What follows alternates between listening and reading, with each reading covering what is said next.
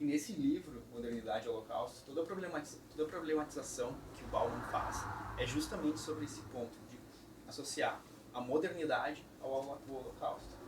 E toda a tese do Bauman é que foi justamente essa colocar a racionalidade e a capacidade da racionalidade por si só como virtuosa, como o Lula diz, que levou ao Holocausto. Que o Holocausto é o triunfo do projeto moderno. Auschwitz e a bomba atômica são o triunfo da modernidade. Por que o triunfo da modernidade? Porque a ideia que se cria na modernidade é justamente essa cisão entre a razão e a ética. São dois campos diferentes.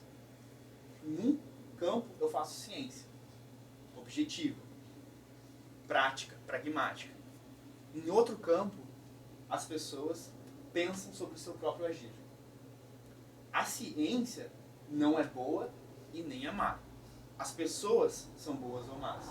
Então, as pessoas más usam a ciência para o mal. As pessoas boas usam a ciência para o bem. O cientista não tem nada a ver com isso. Ele está única e exclusivamente trabalhando pelo progresso, pelo desenvolvimento da ciência. E se esse cientista, por um acaso, tiver qualquer vinculação moral, e entendendo moral no sentido amplo, como, por exemplo, política, ideológica, ele já não está mais fazendo ciência, ele já não está mais fazendo uma boa ciência, ele já está enviesando a ciência, está deturpando. Ou seja, a ciência, em última instância, é neutra e objetiva. Esse pressuposto que nasce com a modernidade, leva ao Holocausto, segundo Bauman. Por quê?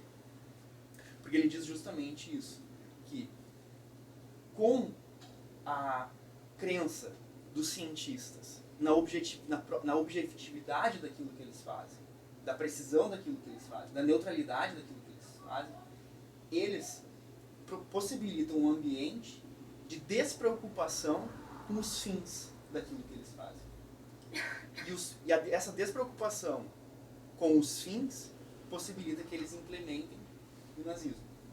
Aí eu entro para ilustrar isso com uma outra autora que também é muito interessante para discutir esse momento da história nossa, que é a Hannah Arendt, sobretudo no livro que ela escreve, O Julgamento de Eichmann. A Hannah Arendt, judia, alemã,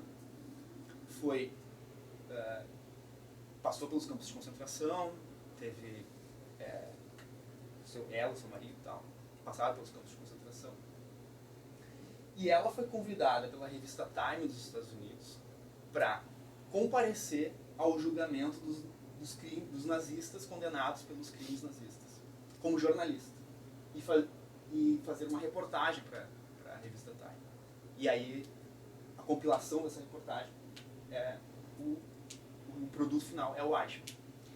E qual é a constatação que a Hannah Arendt faz, que inclusive gera um certo desconforto, porque ela era judia, com a comunidade judaica. Todo mundo esperava que ela fosse lá e fosse achincalhar o Eichmann e justificar, olha, é um monstro, é um psicopata, é um doente, é um selvagem, tem que ser condenado mesmo.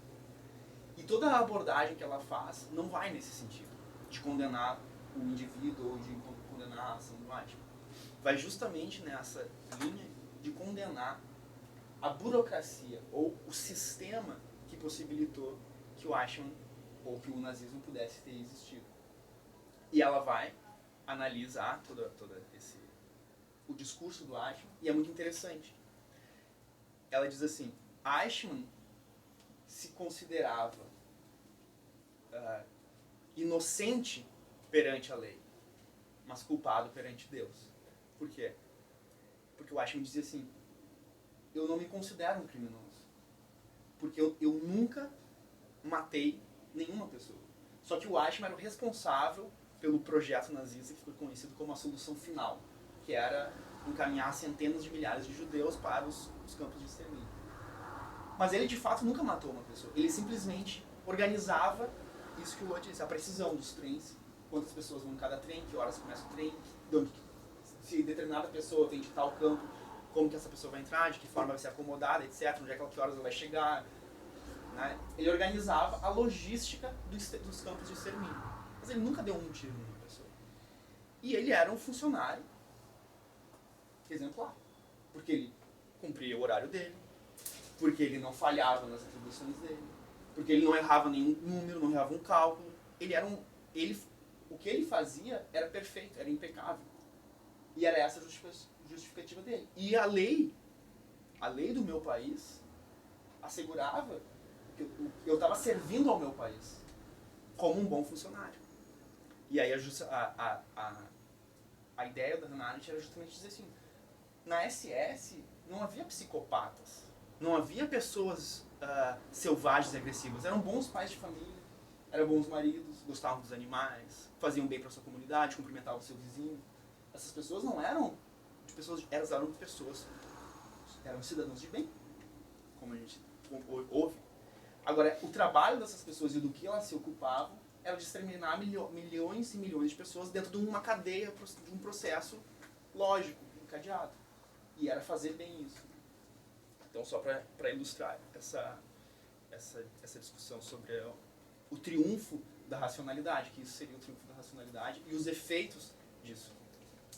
Bom, voltando então, né, o Camille nasceu logo no início da Primeira Guerra Mundial. A Primeira Guerra vai ser em 14, né, com um ano de vida ele vai ter. O pai dele é convocado para lutar e morre logo no primeiro ano de guerra, então deixa a mãe dele viúva e com 2 filhos. Mas a primeira coisa que a gente tem que saber sobre ele é que ele vem, né, da Argélia, que é esse país no norte da África. Às vezes a gente pensa, é francês, mas ele é franco-argelino, na verdade. Né? Tem um termo próprio que é pied noir, pé preto, que é o termo que determina os imigrantes franceses nas colônias, né, e a Argélia era uma colônia francesa que foi, né, brutalmente colonizada, o que transformou a população local, que eram árabes de tradição muçulmana, em sub-cidadãos do seu próprio país. Então, embora, né, o Camille fosse uma família pobre, ele era pobre europeu, né, no país dos árabes que estavam sendo também, não exterminados, mas eles, mais tarde vai haver um massacre no bairro do Camille, mas enfim. Ainda não é a hora da independência da Argélia, isso vai acontecer mais tarde. Então tinha essa questão de ser um franco-argelino, que cria uma certa instabilidade, ele tem uma identidade meio partida, né? Porque ele não é nem francês, porque ele nasceu num país africano, e também não é bem africano, porque ele é de ascendência francesa. Né? A mãe dele parece que é de ascendência espanhola aqui em cima. Então, havia todo tipo de europeu nessa época. Então, eles viviam no interior da Argélia, o pai do Camille morreu na Primeira Guerra, então eles foram para a capital, Alger, que é uma cidade linda, que fica, né, na beira do Mediterrâneo, é muito bonita mesmo, e uma cidade tropical, parece um lugar maravilhoso para se viver, mas naquela época nada era fácil. Esse é o Camille, né, na sua infância, e como vocês podem ver, né, a família dele não era bem abonada, eles tinham até uma verve um pouco anti-intelectual, vai ter um episódio que o avô dele vai dizer que se alguém ensinar latim para ele dá um tiro no professor. Eles têm uma verve de não gostar de intelectuais, então ele não tinha um destino intelectual, não era isso que a família dele queria para ele. O tio dele era taloeiro, ele fazia barris, e muito provavelmente era essa que é a profissão que o Camille iria cumprir depois de deixar, né, o ensino fundamental. Ele estava tudo encaminhado para isso acontecer, mas um professor do colégio dele viu que ele tinha muito talento, ele era muito, né, interessado pela escrita, pelas letras, pela filosofia. Esse professor, então, né, lutou junto com a mãe dele para convencer a família que ele deveria continuar os estudos. Então ele conseguiu uma bolsa no liceu de Alger e foi estudar, né, o bolsista, né, todo mundo, né, uns mais abonados, ele era o pobre, então ele tinha que estudar mais, enfim, todos os problemas, né, que bolsistas pobres têm na época. E ele se tornou um exímio boleiro também. Ele era futebolista, ele adorava futebol. Uma vez perguntaram para ele se ele gostava mais de ir no teatro ou de jogar futebol, de jogar futebol. E talvez pudesse ter sido um jogador profissional, mas lá para os seus 18 anos ele teve tuberculose. Inclusive foi o que impediu ele de servir na Segunda Guerra. Ele estava realmente às portas da morte e não se sabia se ele ia viver, não. Que também é uma experiência interessante para entender a escrita dele existencialista, né? De ter passado por isso jovem. Muito bom. Então, aqui é ele, mais velho, junto do pessoal do Alger Républicain, que é um jornal independente da Argélia, ligado aos movimentos comunistas. Foi isso que ele foi fazer logo depois de ter se formado. Ele chegou a fazer filosofia, que eu tenho anotado aqui, não. O mestrado dele foi em Plotino e o doutorado dele foi em Santo Agostinho, que nem Hannah Arendt também tem. Então ele também tinha um conhecimento, né, da teologia cristã, que depois a gente pode pensar que aparece nos livros dele também. Junto, né, desse cenário de Argélia, que aparecem pelo menos 2 romances dele são situados na Argélia. E ele também está ligado ao Partido Comunista, mas em 37 ele é expulso porque ele é acusado de ser um trotskista. Na época, ser trotskista era o mesmo que ser um traidor do regime. O Trotsky, na época, estava fugido. Em 37 ele chegou na Casa Azul, obrigado por Frida Kahlo e Diego Rivera. Então ele ainda não era uma coisa bonita ser trotskista na década de 40. Enfim. E é mais ou menos nessa época que ele vai para Paris, ele vai para a França, trabalhar de jornalista, escrever. Né, a Argélia já não está um bom lugar para os pés pretos, né, a revolução está se aproximando, né, os árabes querem o país deles de volta. Então, todo mundo sabe o que acontece na França, né, da década de 40, né, ocupação nazista. E é mais ou menos nesse período que o Camus vai ser mais prolífero, né, na escrita dele. Ele vai escrever pelo menos 2 das principais obras. E se sabe que ele escrevia mais ou menos todas ao mesmo tempo. Né? Ele não escrevia uma e depois se dedicava a outra. Ele tinha cada uma delas sendo produzida mais ou menos ao mesmo tempo. Ele não lançava, evidentemente, todas ao mesmo tempo. Mas esse é o período que ele vai trabalhar lá. Ele também vai estar ligado à resistência. Ele vai estar contribuindo com o jornal Combat, que é um jornal que era contra os nazistas, que circulava no meio underground. E ele vai lançar em 1942 L'Étranger, ou Estrangeiro, que é provavelmente a obra mais celebrada dele, mais lida, mais conhecida, que é um romance muito interessante. Essa é a edição original, foi lançada na época, e uma nota interessante é que os oficiais nazistas, né, faziam a repressão, eles liam tudo que era publicado, e esse livro passou, né, com uma nota interessante do oficial dizendo: é um livro apolítico? Eu não entendi bem, não tem problema. E lançou então um dos livros mais importantes, que vai, né, projetar ele como um dos escritores mais importantes. Tem algum comentário que não compra tudo que eu tô falando? Vou pegar minha anotação aqui.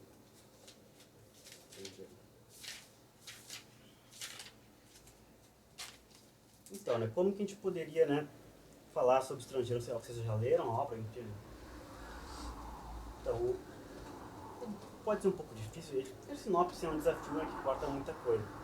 Mas, muito resumidamente, pode ser que é a história de um homem, né, que é condenado por não chorar no funeral da mãe. No final do livro, você descobre que é mais ou menos por aí. Mas então, vamos começar pelo início, né? O título, né? Estrangeiro, para o português, né, flui bem. Mas a gente for pensar como chave, né, esse título já nos conta alguma coisa. O personagem principal, o Meursault, que é quem narra o livro em primeira pessoa, ele não é bem um estrangeiro, ele não vem de outro lugar, ele é um pied noir, assim como o Camus era. Ele é um francês que vive na Argélia. Mas olha só que interessante, na tradução britânica é outsider, na tradução dos Estados Unidos é the stranger, mas nenhuma é foreigner, que seria, né, a tradução mais exata para alguém que vem de outro país. Então sempre conserva esse lado de misterioso, de estrangeiro, como alguém que é estranho, alguém que é de fora, alguém que está deslocado. E a gente pode pensar nisso de diversas maneiras. Pensar o personagem como alguém que é um estrangeiro da sociedade, é um estrangeiro de si mesmo. Porque ele, hoje, lendo, a gente poderia pensar que ele é um psicopata. Seria uma primeira leitura que a gente faz. Esse cara não tem sentimentos. Logo no início do livro, né, ele vai pro funeral da mãe dele, ele não chora, ele não se emociona, ele não sente ódio, né? Ele não tem sentimentos a respeito disso. E à medida que o livro vai avançando, a gente vai vendo diversos episódios em que ele não tem nenhuma reação, né, emocional. Tem um vizinho dele que maltrata o cachorro, ele não liga. Tem um amigo dele que bate na mulher, ele não liga, ele até ajuda de certa forma. E no final ele vai matar um árabe também sem motivo, sem nenhuma motivação aparente. Ele diz que o sol estava muito forte, eu dei 4 tiros nele. Basicamente é uma coisa meio... é como se fosse um alienado. A gente poderia dizer, é um psicopata, é um romance sobre um psicopata. Mas essa é uma leitura, né, muito da neurociência do século XXI, a gente já lê com essa questão de CSI, questão de assassinos seriais, que não era o imaginário da época, né? Não é bem isso que a gente imagina. É uma leitura rasa, é uma leitura possível, mas é uma leitura rasa. A gente tem que pensar, né, ele como um estrangeiro daquela sociedade, um estrangeiro por si mesmo, porque não tem contato com seus próprios sentimentos, com suas próprias motivações. Mas como eu disse, né, ele é condenado por não chorar no funeral da mãe. Ele assassina, né, um árabe, só que, como é dito, reafirmado, né, se um francês, um Pierre Noir, matasse um árabe, ele provavelmente seria preso por alguns meses ou até uma punição menor. Os árabes eram subcidadãos, então não tinha grandes consequências. Mas o que a promotoria faz é começar a juntar essas peças. Mas temos relatos que ele foi no funeral e não chorou, que ele fumou, bebeu cafezinho, tinha lá o sujeito que conhecia a mãe, ele não foi conversar com o sujeito, não falou nada. Então ele é tido como esse cara que é existencialmente estrangeiro daquela sociedade. Porque ele não tem motivações, ele não tem sentimentos, ele vive pelo flow, assim, convidam ele para fazer uma coisa, ele vai, convidam ele para fazer, ele vai também. Ele tem um trabalho, ele tem uma namorada, ele tem amigo. Então, ele é um sujeito absolutamente que vive na sociedade, pelas regras da sociedade, mas existencialmente ele está deslocado, no sentido que a interioridade dele não corresponde a nada, que ninguém consiga entender. Vocês querem comentar alguma coisa?